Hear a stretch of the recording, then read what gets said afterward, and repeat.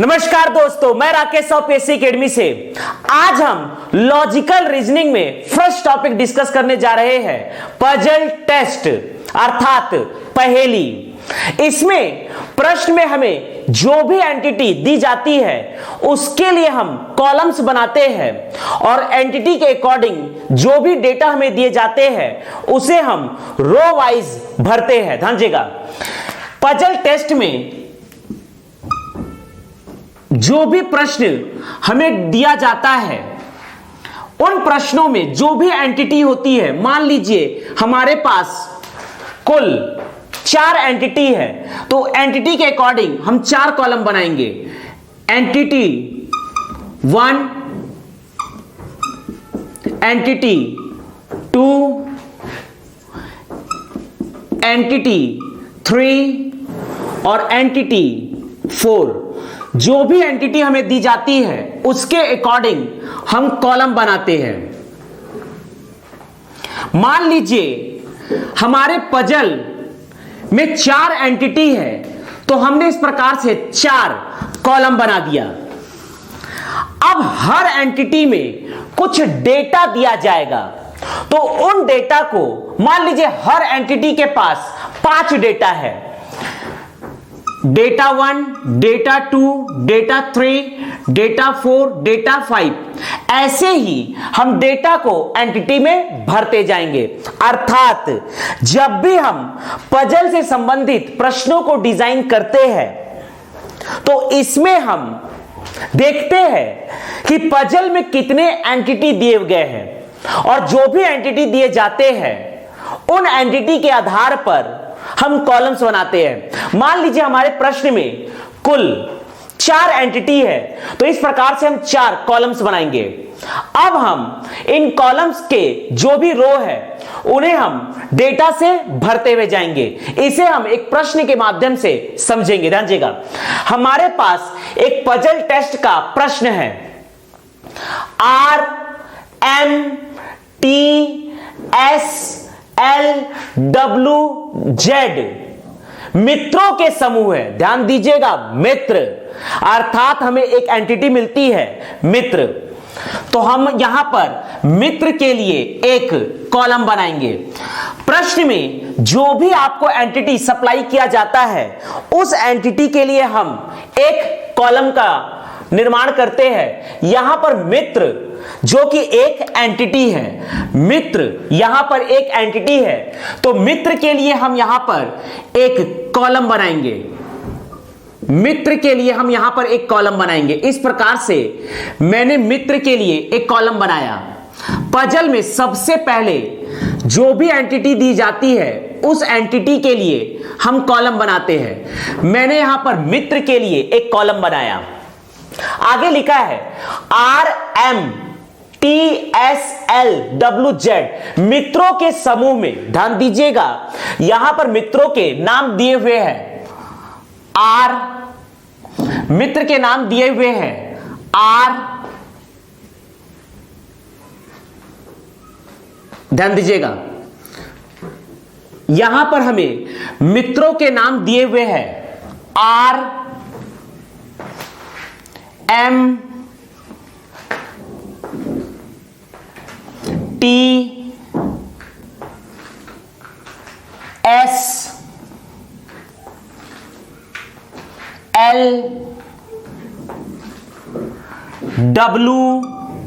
और एक है Z। इस प्रकार से हमें 7 मित्रों का एक समूह दिया हुआ है। ध्यान दीजिएगा, पजल में सबसे पहले हम एंटिटी खोजते हैं। हर एंटिटी से संबंधित डेटा होता है। जैसे कि यहां पर मित्र एक एंटिटी है और इन मित्रों के जो नाम है वो कहलाएंगे डेटा। 7 हमें मित्र के नाम दिए हुए RMTSLW और Z। तो हमें एक एंटिटी प्राप्त हुआ मित्र। मित्र के नाम को हमने लिख दिया, उसके डेटा को हमने लिख दिया रो में। अब ध्यान दीजिएगा, RMTSLWZ मित्रों के समूह में यहां लिखा है 3 महिलाएं व 4 पुरुष हैं। जो भी हमें इंफॉर्मेशन दी जाती है उसे हम साइड में इस प्रकार से लिख लेंगे। 3 महिलाएं, महिलाओं को मैं यहां पर जो भी महिलाएं होंगी, महिलाओं को मैं सर्कल से डिनोट करूंगा। हमारे पास 3 महिलाएं हैं और कहा है 4 पुरुष है। पुरुष को मैं यहां पर रेक्टेंगल या स्क्वायर से डिनोट करूंगा ताकि मुझे आसानी से पता चल जाए। मेरे पास जो भी महिलाएं दिखेंगी उसे मैं सर्कल से डिनोट करूंगा और जो भी पुरुष दिखेंगे उसे मैं स्क्वायर से डिनोट करूंगा। ध्यान दीजिएगा, RMTSLWZ मित्रों के समूह में 3 महिलाएं व 4 पुरुष है। इसको मैंने साइड में लिख लिया। जो भी आपको इंफॉर्मेशन दी जाती है उसे आप साइड में लिख लीजिए ताकि आपसे कोई भी इंफॉर्मेशन छूट ना जाए। यदि आपसे कोई भी इंफॉर्मेशन छूट जाएगा तो आपका पजल सॉल्व नहीं होगा। पजल सॉल्व करने का सबसे आसान तरीका है कि आपको जो भी इंफॉर्मेशन दी जाती है उसे आप साइड में लिखकर रख लीजिए। आगे लिखा है, प्रत्येक का व्यवसाय भिन्न भिन्न है। अर्थात मुझे यहां पर एक एंटिटी और मिल गई, व्यवसाय। तो मैं यहां पर फिर से एक व्यवसाय के लिए कॉलम बनाऊंगा। इस प्रकार से मैंने व्यवसाय के लिए भी कॉलम बनाया। मैंने एक व्यवसाय का कॉलम बना दिया। अब यहां लिखा है प्रत्येक का व्यवसाय भिन्न भिन्न है। अर्थात वकील, travel agent, air hostess, doctor, professor, सलाहकार व जौहरी। लेकिन हमें पता नहीं है कि RMTSLWZ में से कौन सा मित्र वकील है, कौन सा मित्र ट्रैवल एजेंट है, कौन सा मित्र एयर होस्टेस है, कौन सा मित्र डॉक्टर है, कौन सा मित्र प्रोफेसर है, कौन सा मित्र सलाहकार है और कौन सा मित्र जौहरी है। तो अभी हम जो भी हमें डेटा प्रदान किया गया है व्यवसाय के लिए उसे हम साइड में लिखकर रख लेते हैं। व्यवसाय में हमें प्रदान किया गया है, ध्यान दीजिएगा, व्यवसाय में है वकील। आप इसे साइड में जरूर लिखिए, नहीं तो आपसे कोई भी डेटा छूटेगा तो आपसे मिस्टेक हो जाएगा। वकील, travel agent,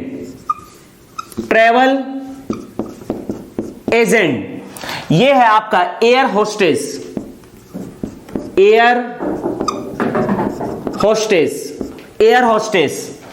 doctor, air hostess, doctor, professor,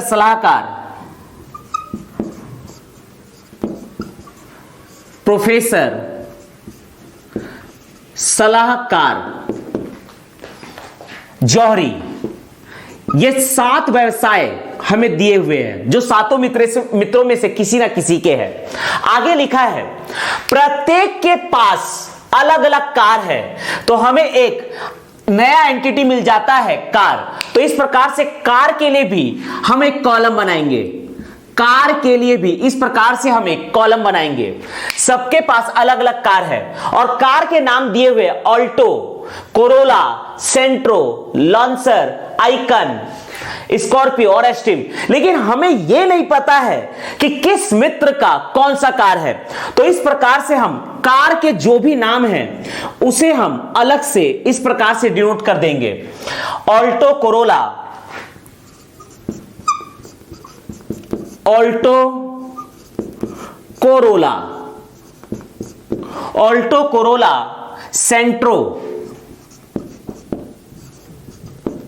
सेंट्रो, लॉन्सर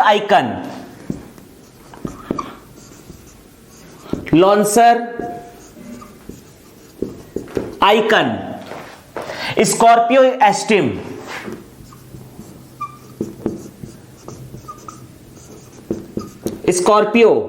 और एक है एस्ट्रीम। तो इस प्रकार से हमने कार के नामों को लिख दिया। आगे लिखा है आवश्यक नहीं है कि उसी क्रम में, अर्थात किस मित्र का कौन सा कार है या किस मित्र का व्यवसाय कौन सा है ये इसी सीक्वेंस में है, ऐसा जरूरी नहीं है। आगे लिखा है कोई भी महिला सलाहकार या वकील नहीं है। महिला के लिए हम सर्कल डिनोट करेंगे और पुरुष के लिए हम स्क्वायर डिनोट करेंगे। यहां पर प्रश्न लिखा है कि कोई भी महिला सलाहकार या वकील नहीं है। ध्यान दीजिएगा, कोई भी महिला सलाहकार या वकील नहीं है। अर्थात चूंकि सलाहकार और वकील महिला नहीं है तो बाय डिफॉल्ट ये पुरुष होंगे। तो यहां पर ये सलाहकार और वकील, यहां लिखा हुआ है कोई भी महिला सलाहकार या वकील नहीं है। तो जब सलाहकार या वकील महिला नहीं है तो डेफिनेटली ये पुरुष होंगे। तो इस प्रकार से हम यहां पर वकील और सलाहकार को हम रेक्टेंगल या स्क्वायर में घेर दे रहे हैं। इससे यह क्लियर हो गया कि जो भी व्यक्ति या जो भी मित्र वकील है वो पुरुष है या सलाहकार है वो पुरुष है, क्योंकि यहां पर दिए हुए हैं कि 4 पुरुष है और 3 महिलाएं हैं। हमने जैसे ये पढ़ा कि कोई भी सलाहकार या वकील, कोई भी महिला सलाहकार या वकील नहीं है, इसका मतलब यह है कि वकील और सलाहकार दोनों पुरुष है। आगे पढ़ते जाएंगे और सॉल्व करते जाएंगे। ध्यान दीजिएगा, टी एयर होस्टेस है और उसके पास आइकन है। यहां प्रश्न दिया है टी एयर होस्टेस है और उसके पास आइकन है। तो यहां पर इस डेटा को अब हम इस टेबल में भरना प्रारंभ करेंगे। ध्यान दीजिएगा, टी एयर होस्टेस है, टी का दिया हुआ है कि टी एयर होस्टेस है, टी एयर होस्टेस है, टी एयर होस्टेस है और उसके पास आइकन कार है। और यहां साफ साफ दे दिया है कि उसके पास आइकन कार है। तो जब हमको पता चल गया कि एयर होस्टेस हो गया कंप्लीट, तो इसे हटा दीजिए। टी एयर होस्टेस है और उसके पास आइकन कार है, ये दोनों डेटा फिलअप हो गए। तो आप यहां से हटा दीजिए, अर्थात उसे कट कर दीजिए। टी एयर होस्टेस है और उसके पास आइकन कार है। आगे लिखा है आर के पास स्कॉर्पियो है, लिखा है आर के पास स्कॉर्पियो है। यहां लिखा है आर के पास स्कॉर्पियो है, आर के पास स्कॉर्पियो है। तो ये हो गया स्कॉर्पियो खत्म, स्कॉर्पियो को खत्म कर दीजिए। आर के पास स्कॉर्पियो है, यहां लिखा है आर के पास स्कॉर्पियो। आगे लिखा है एम डॉक्टर नहीं है। ध्यान दीजिएगा, यह लिखा है एम डॉक्टर नहीं है। नहीं है मतलब ये डॉक्टर को छोड़कर इसका कोई दूसरा व्यवसाय हो सकता है, लेकिन ये डॉक्टर नहीं है। लिखिए एम डॉक्टर नहीं है, तो यहां पर इस प्रकार से डॉक्टर लिखकर कट कर दीजिए, जिससे हमें पता चल जाए कि एम डॉक्टर नहीं है, एम डॉक्टर नहीं है। मैंने भरा जरूर है लेकिन यहां पर कट कर दिया, जिससे मुझे आगे पता चल जाएगा कि एम डॉक्टर नहीं है। डॉक्टर के छोड़कर इसका कोई दूसरा व्यवसाय हो सकता है। आगे लिखा है एल जौहरी है। ध्यान दीजिएगा, एल जौहरी है, एल जौहरी है। तो ये जौहरी जो है ये होता है खत्म, कट कर दीजिए। एल जौहरी है, एल जौहरी है और उसके पास कोरोला है। एल जौहरी है और उसके पास कोरोला कार है, तो यहां पर लिख दीजिए कोरोला, कार का नाम है कोरोला। एल जौहरी है और उसके पास कोरोला कार है, तो कोरोला कट कर दीजिए। जो भी इंफॉर्मेशन फीड होते जा रहा है उसे कट करते जाइए। आगे डब्लू वकील है, साफ साफ दिया है कि डब्लू वकील है। ध्यान दीजिएगा, डब्लू वकील है, यहां लिखा है डब्लू वकील है, तो यहां भर दीजिए डब्लू वकील है। ध्यान दीजिएगा, डब्लू वकील है।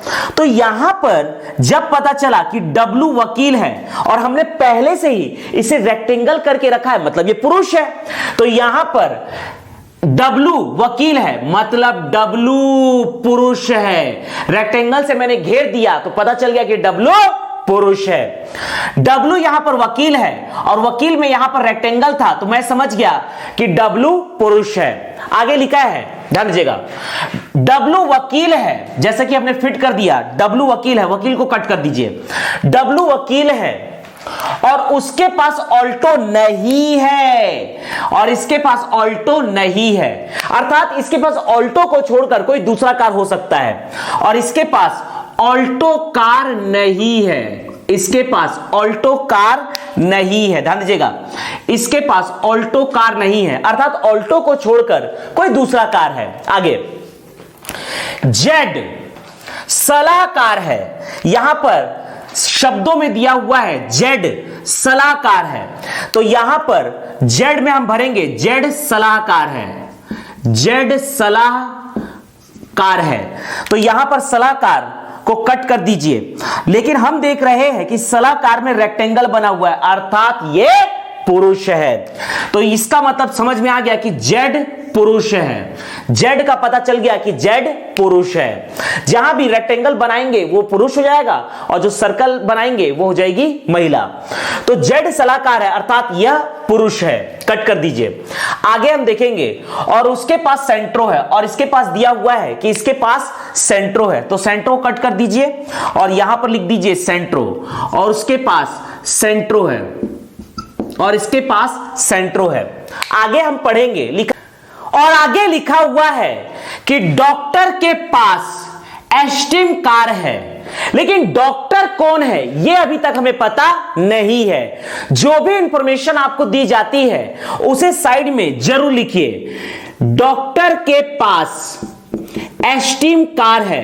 यदि आप इंफॉर्मेशन को यहां नहीं लिखेंगे और सिर्फ प्रश्न में ही टिक करेंगे तो आपसे डेफिनेटली मिस्टेक होने के चांसेस 100% बढ़ जाते हैं।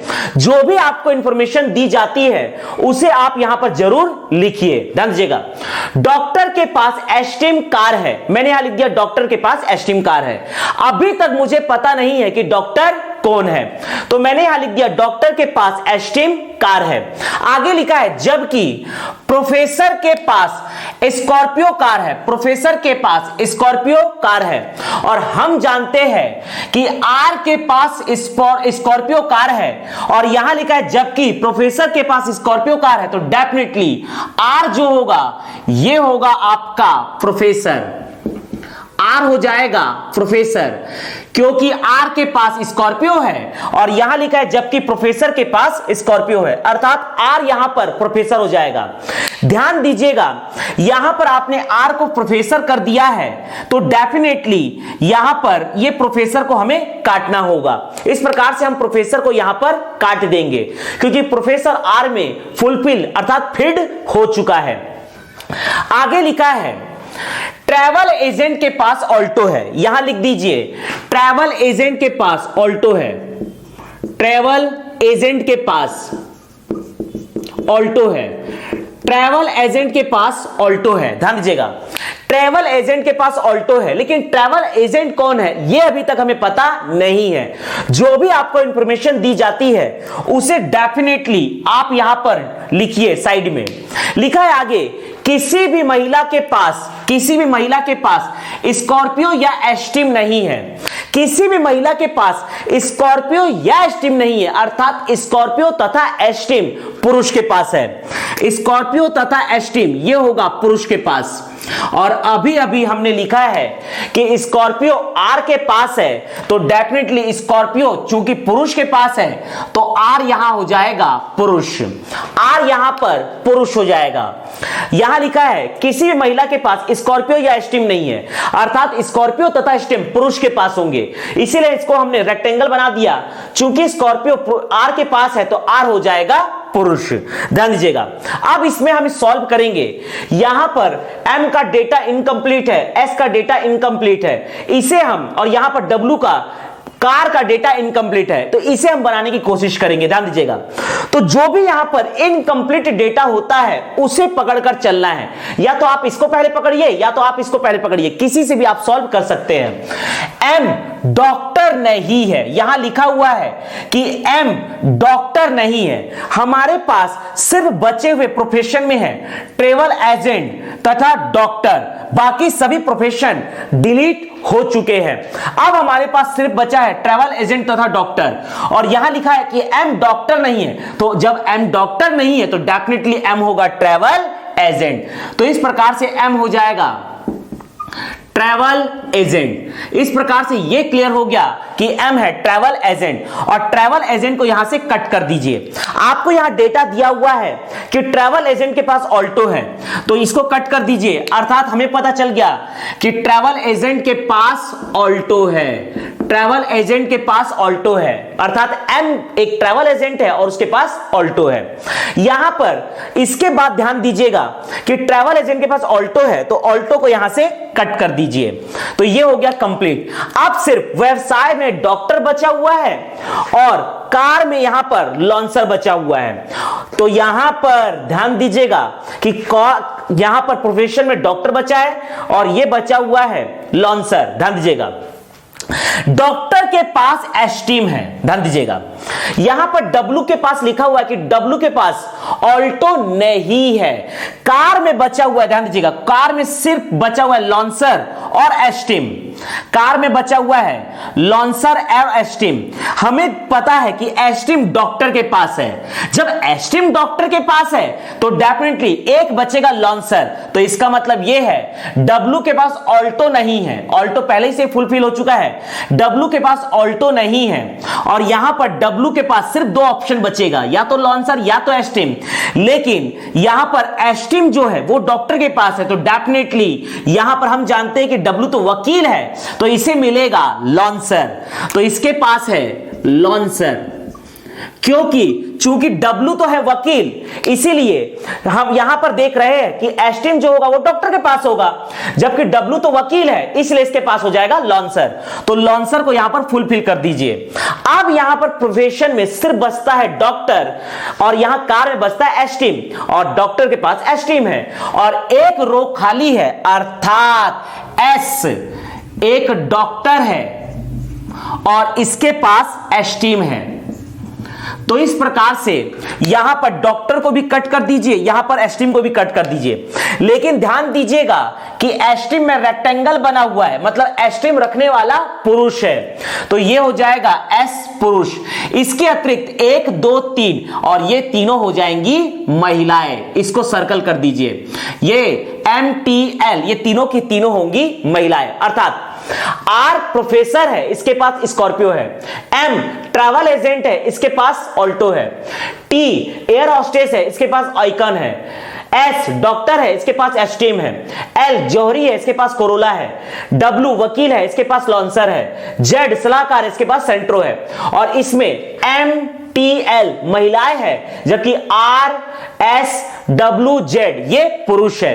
तो इस प्रकार से आराम से एक एक डेटा को लिखते हुए जब भी आप सॉल्व करते हैं तो आपसे गलती से भी मिस्टेक नहीं होता है। लेकिन यदि आपने पढ़ने के बाद डेटा को नहीं लिखा तो वही डेटा आपसे छूटेगा और उसी के कारण आपका पजल खराब होगा, अर्थात गलत होगा। तो इस प्रकार से अब हम पजल के बाद जो भी प्रश्न दिए गए हैं उसे सॉल्व करेंगे। ध्यान दीजिएगा, लॉन्सर किसके पास है? प्रश्न है लॉन्सर किसके पास है? तो ध्यान दीजिएगा, लॉन्सर डब्लू के पास है। तो यहां प्रश्न है लॉन्सर किसके पास है? लॉन्सर डब्लू के पास है। आर का व्यवसाय क्या है?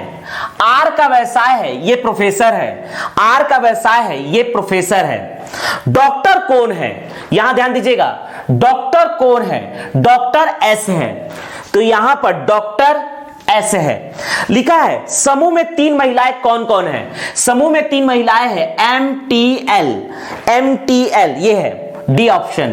तो इस प्रकार से जब भी आप एक पजल सॉल्व करते हैं लेकिन पजल के नीचे यदि 4 से 5 प्रश्न दिए जाते हैं तो एक पजल को सॉल्व करने के साथ ही हमारे कई सारे प्रश्न का हल मिल जाता है।